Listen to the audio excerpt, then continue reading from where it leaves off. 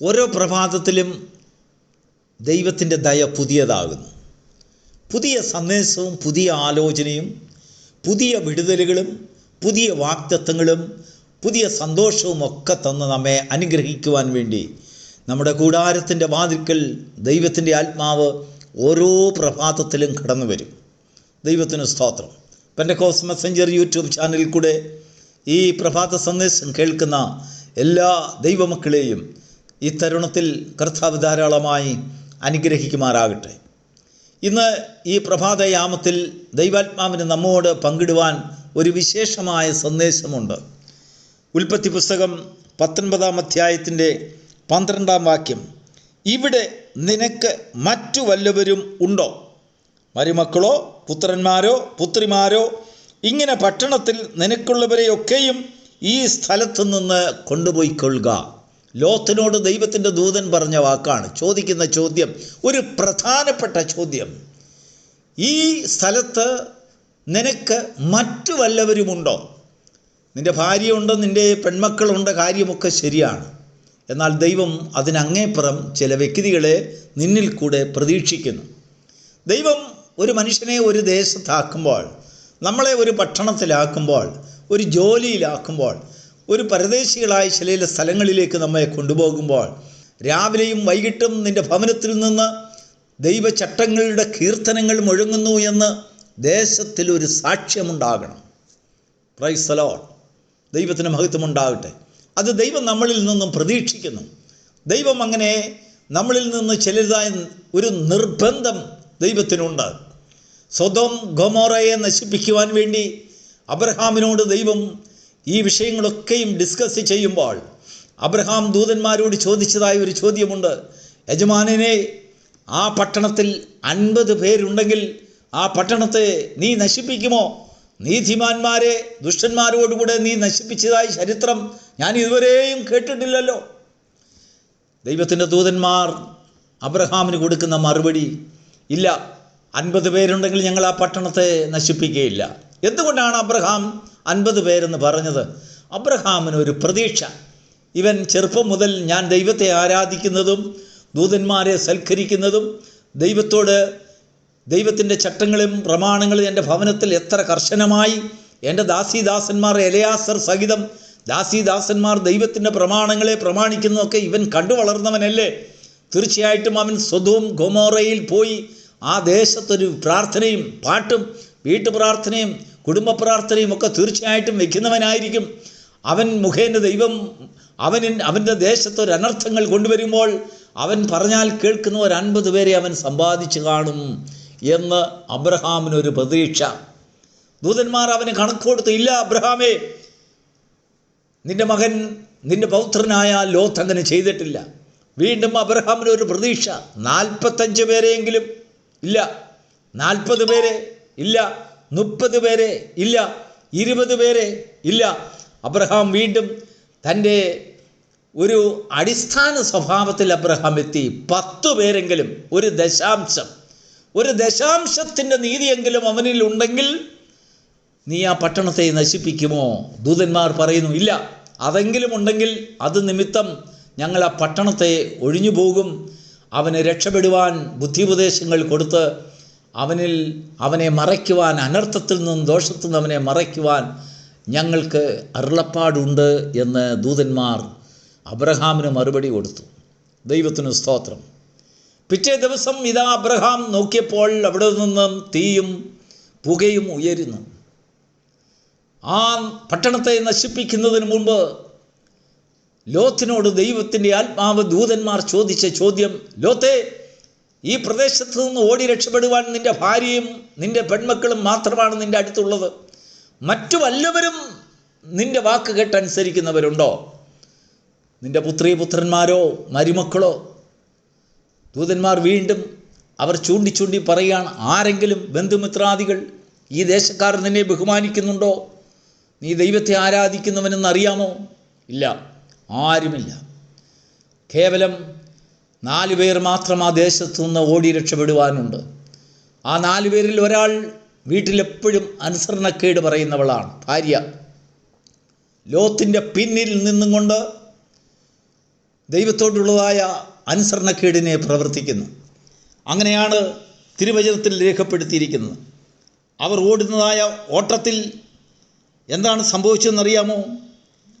അവൾ ലോത്തിൻ്റെ ഭാര്യ, 26-ാം വാക്യം, ലോത്തിൻ്റെ ഭാര്യ അവൻ്റെ പിന്നിൽ നിന്ന് തിരിഞ്ഞു നോക്കി. ലോത്തിൻ്റെ മുന്നിൽ നിന്നാണ് തിരിഞ്ഞു നോക്കുന്നതെങ്കിൽ അവന് വഴക്ക് പറയാമായിരുന്നു, ശാസിക്കാമായിരുന്നു. പക്ഷെങ്കിൽ അവൾ എപ്പോഴും ലോത്തിൻ്റെ പിന്നിൽ നിന്നുകൊണ്ട് വേറൊരു അനുസരണക്കേടിൻ്റെ സ്വഭാവം പ്രവർത്തിക്കുന്നവളായി. ആ അമ്മയിൽ ദൈവത്തോടുള്ളതായ ദൈവത്തിൻ്റെ ഭയം ആ ഭവനത്തിൽ ഉണ്ടായിരുന്നില്ല. അമ്മ നിമിത്തം ആ ഭവനത്തിലേക്ക് വരുവാനിരുന്ന മരുമക്കളും പരിഹാസികളായി തീർന്നു. ഒരു മാതാവ് അവിടെ പരിഹാസിയായാൽ, ദൈവഭയമില്ലാത്തവളായാൽ, ആ ഭവനത്തിൽ മുഴുവനും കുത്തഴിഞ്ഞ സ്വഭാവങ്ങളും രീതികളും നടമാടും.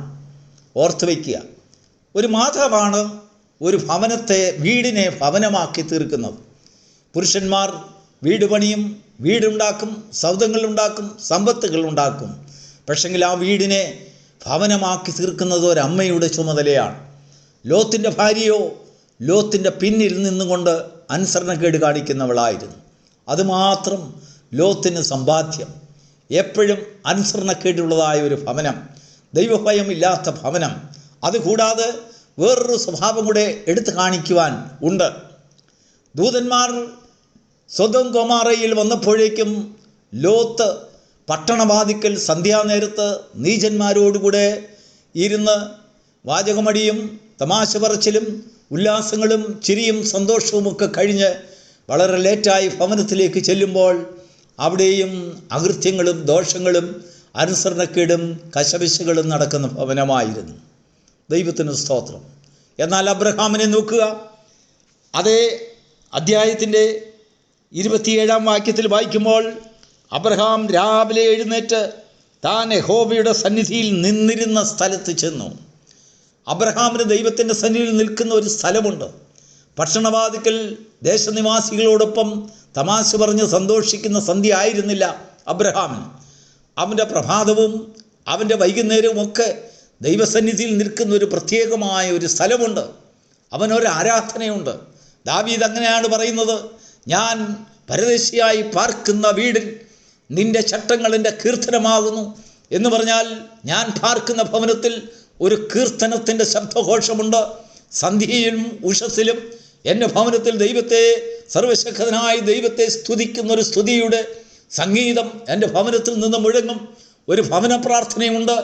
ആരാരാധിച്ചാലും ആരാരാധിച്ചില്ലെങ്കിലും അബ്രഹാമിനെ സംബന്ധിച്ചിടത്തോളം എൻ്റെ നീതിമാൻ വിശ്വാസത്താൽ ജീവിക്കുന്ന ദൈവം അവനെക്കുറിച്ച് സാക്ഷ്യം പറഞ്ഞിട്ടുള്ളതാണ്. അവനൊരു ആരാധനയുണ്ട്. ഭവനത്തിൽ ചട്ടങ്ങളുടെ കീർത്തനമുണ്ട്. ലോത്തോ സന്ധ്യയാകുമ്പോൾ പട്ടണവാതിക്കൽ നീചന്മാരോടുകൂടെ, പാപികളായ ദേശനിവാസികളോടുകൂടെ അവൻ അവിടെ തമാശ പറയാനും അവിടെ നേരം പോക്ക് പറയുവാനും പോയി. അത് നിമിത്തം എന്താണ് സംഭവിച്ചതെന്നറിയാമോ? ലോത്തിൻ്റെ ഭവനത്തിൽ ദൂതന്മാരെ കണ്ട് ദൂതന്മാരെ ആക്രമിക്കുവാൻ വന്നത് ആബാലവൃദ്ധം ജനങ്ങളാണ്. എന്ന് പറഞ്ഞാൽ അതിൽ ബാലന്മാരുമുണ്ടായിരുന്നു. ദേശത്തിലെ കുഞ്ഞുങ്ങൾ പോലും ലോത്തിൻ്റെ ദൈവഭയമില്ലായ്മ കൊണ്ട്, പ്രാർത്ഥനയുടെ കുറവ് കൊണ്ട് ആ കുഞ്ഞുങ്ങൾ പോലും നശിക്കപ്പെട്ടവരായി തീർന്നു. ദൈവം നമ്മെ തന്നിരിക്കുന്നതായ ഭവനത്തിൽ നമുക്ക് ചുറ്റോടുമുള്ള ഭവനത്തിന് വേണ്ടി പ്രാർത്ഥിക്കുവാൻ നമ്മളല്ലാതെ ആരാണുള്ളത്? നാം കേവലം നമ്മുടെ കുഞ്ഞുങ്ങൾക്ക് വേണ്ടി മാത്രം പ്രാർത്ഥിക്കുന്നവരാണെങ്കിൽ ദൈവത്തിനത് പ്രസാദമാകുകയില്ല. നമ്മുടെ അയൽവക്കത്ത് ധാരാളം അനുസരണം കെട്ടവർ കാണും, ദൈവഭയമില്ലാത്തവർ കാണും, അല്ലെങ്കിൽ ദൈവത്തിൻ്റെ വഴികളെക്കുറിച്ച് ജ്ഞാനമില്ലാത്തവർ കാണും. അവർക്ക് വേണ്ടി പ്രാർത്ഥിക്കുവാൻ ദേശത്ത് നമ്മളെ വിശ്വസ്തരായി ദൈവം ചില നന്മകൾ തന്ന് നിർത്തിയിരിക്കുന്നു. ചില ജോലി സ്ഥലങ്ങളിൽ ദൈവം നമ്മെ ആക്കിയിരിക്കുന്നത് പ്രാർത്ഥനയുടെ സംഗീതങ്ങൾ അവിടെയൊക്കെയും മുഴങ്ങണം. നമ്മൾ ദൈവത്തെ ആരാധിക്കുന്നവരെന്നറിയണം. ഇന്നല്ലെങ്കിൽ നാളെ ദൈവം അത് ചോദിക്കും. ദൈവം ലോത്തിനോട് ചോദിക്കുന്ന ചോദ്യം 19-ാം അധ്യായത്തിൻ്റെ 12-ാം വാക്യത്തിൽ വീണ്ടും, ഇവിടെ നിനക്ക് മറ്റു വല്ലവരുമുണ്ടോ? ദൈവത്തിൻ്റെ ചോദ്യം ഇന്നല്ലെങ്കിൽ നാളെ നമ്മളോട് ആ ചോദ്യമുണ്ടാകും. നമ്മൾ തന്നെ രക്ഷയുടെ വാതിലിലേക്ക് കടന്ന് വലിയ മിടുക്കന്മാരായിട്ട് ദൈവസന്നിധിയിൽ ചെന്ന് നിൽക്കുമ്പോൾ ദൈവം ചോദിക്കുന്ന ചോദ്യമാണ്, ഇവിടെ നിനക്ക് മറ്റു വല്ലവരുമുണ്ടോ? ദേശത്ത് ക്ഷാമം, ദേശത്ത് സങ്കടം, ദേശത്ത് നിലവിളി, ദേശത്ത് യാതന, ദേശത്ത് മഹാമാരികൾ, ദേശത്ത് കണ്ണുനീർ, വളരെയധികം വക്രതയും കോട്ടവുമേറിയ തലമുറകളുടെ മധ്യത്തിൽ ദൈവം നമ്മെ ആക്കിയിരിക്കുമ്പോൾ കർത്താവിൻ്റെ ചട്ടങ്ങളെക്കുറിച്ചും ദൈവത്തിൻ്റെ ആ വലിയ അത്ഭുത പ്രവൃത്തികളെക്കുറിച്ചും വർണ്ണിക്കുന്നവനും ആരാധിക്കുന്ന ഭവനവുമായി തീരുമെങ്കിൽ ആഭാരവൃത്തം ജനങ്ങൾ നിൻ്റെ ഭവനത്തിലേക്ക് കടന്നു വന്ന് ദൈവഭക്തിക്ക് വിരോധമായ പ്രവർത്തനത്തിന് വേണ്ടി മുതിരുകയില്ല. ദൈവത്തിൻ്റെ ഭയം അവിടെ അയക്കും. Praise the Lord. ദൂതന്മാരുടെ ചോദ്യത്തിന് നമ്മൾ മറുപടി കൊടുക്കണം. ഇന്നല്ലെങ്കിൽ നാളെ നമ്മൾ അതിനൊരു മറുപടി കൊടുക്കേണ്ടതായിട്ടുണ്ട്. അതുകൊണ്ടാണ് കർത്താവ് പറഞ്ഞത്, നിന്നെ പോലെ തന്നെ നിൻ്റെ അയൽക്കാരനെയും സ്നേഹിക്കുക. അയൽക്കാരന് വേണ്ടി നീ പ്രാർത്ഥിച്ചില്ലെങ്കിൽ ആര് പ്രാർത്ഥിക്കും? അനാഥർക്ക് വേണ്ടി, വിധവമാർക്ക് വേണ്ടി, ദേശത്ത് നടക്കുന്ന ക്ഷാമത്തിന് വേണ്ടി, പ്രശ്നങ്ങൾക്ക് വേണ്ടി, അരക്ഷിതാവസ്ഥയ്ക്ക് വേണ്ടി നമ്മളല്ലേ ദേശത്തിന് വേണ്ടി നിലവിളിക്കേണ്ടത്? അവിടെ ദൈവം നമ്മെ ഉത്തരവാദിത്തപ്പെടുത്തിയിരിക്കുകയല്ലേ? ദൈവം നമ്മോട് ചോദിക്കുന്ന ഒരു ചോദ്യമാണ്. നമ്മൾ മിടുക്കന്മാരായിട്ട് ദൈവസന്നിധിയിൽ ചെന്ന് എന്തൊക്കെയോ പ്രതിഫലങ്ങളൊക്കെ വാങ്ങിക്കൂട്ടി നമ്മൾ അനുഗ്രഹിക്കപ്പെട്ട എല്ലാവരെക്കാളിലും ഉയർന്നു പോകാമെന്ന് നമ്മൾ വിചാരിക്കരുത്. ദൈവം നമ്മോട് ചോദിക്കും. ചില സ്ഥാനത്ത് നിന്ന് രക്ഷയുടെ കവാടം ദൈവം ചൂണ്ടിക്കാണിച്ചു തരുമ്പോൾ ദൈവം ചോദിക്കും, നീ തന്നെയാണോ ഓടിപ്പോകുന്നത്? ഇവിടെ നിനക്കുള്ള മറ്റു വല്ലവരും നിനക്കുണ്ടോ? Price the Lord. ഈ ചോദ്യത്തിന് ഇതുവരെയും നമ്മളിൽ ഒരു പക്ഷെങ്കിലും മറുപടി കാണത്തില്ല. ദേശത്തിലെ സഹോദരങ്ങൾ നമ്മുടെ സ്വന്തം ഭവനത്തിൽ പോലും പരിഹാസം മാത്രം. മരുമക്കളോട് ലോത്ത് എന്ന വിഷയങ്ങളൊക്കെ സംസാരിച്ചു. ദേശത്തിന്മേൽ വരുവാൻ പോകുന്ന അകൃത്യങ്ങളെക്കുറിച്ച്, ദോഷത്തെക്കുറിച്ച്, നാശത്തെക്കുറിച്ച് അവരോട് പറഞ്ഞപ്പോൾ മരുമക്കൾ ലോത്തിനെ പരിഹസിച്ചു. കാരണം ലോത്തിൻ്റെ സ്വന്തം ഭവനത്തിൽ തന്നെ ഒരു പരിഹാസത്തിൻ്റെ ഉടമയുണ്ട്. അതൊക്കെ മരുമക്കളും കേട്ടു. ലോത്ത് ദേശത്ത് വലിയ മാന്യതയൊന്നും ഇല്ലാത്ത ആളാണെന്ന് അവർക്ക് മനസ്സിലായി. ദൈവം നിന്നോട് ചോദിക്കുന്ന ചോദ്യം, ലോത്തേ, നിന്നോട് ദൈവത്തിൻ്റെ വ്യവസ്ഥ, ദൈവത്തിൻ്റെ ശക്തിയെ, ദൈവത്തിൻ്റെ സാന്നിധ്യത്തെ അബ്രഹാമിൻ്റെ ഭവനത്തിൽ വെച്ച് നീ കണ്ടതല്ലേ? നീ എത്രയോ പ്രാവശ്യം ദൈവത്തിൻ്റെ വചനങ്ങളെ നീ ധ്യാനിച്ചിട്ടുള്ളതല്ലേ, കണ്ടിട്ടുള്ളതല്ലേ? ദൂതന്മാരെ ശുശ്രൂഷിക്കുന്ന വിധങ്ങളൊക്കെ, ദൂതന്മാർ സംസാരിക്കുന്നതൊക്കെ നീ കേട്ടിട്ടില്ലേ? ദൂതന്മാർ ചോദിക്കുകയാണ്, ഇവിടെ മറ്റു വല്ലവരുമുണ്ടോ?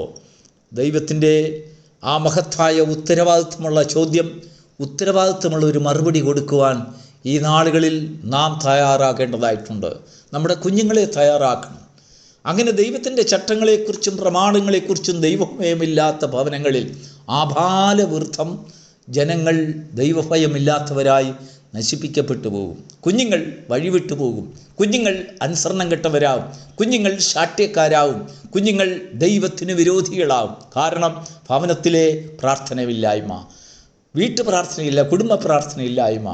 ദൈവസന്നിധിയിൽ ഭയമുള്ളവരായി ഈ നാളുകളിൽ ജീവിക്കുവാൻ, ദൈവം ചോദിക്കുന്ന ചോദ്യത്തിന് ഒരു തക്കതായ മറുപടി കണ്ടെത്തുവാൻ കർത്താവേ ഉണ്ട്, എൻ്റെ ഭാഗത്ത് കുറച്ച് പേരുണ്ട് എന്നുള്ളതായ ഒരു മറുപടി ദൈവത്തിന് കാണിക്കുവാൻ, ദൈവത്തോട് സംവാദിക്കുവാൻ നമുക്ക് ദൈവം ഈ നാളുകളിൽ സഹായിക്കുമാറാകട്ടെ. God bless you.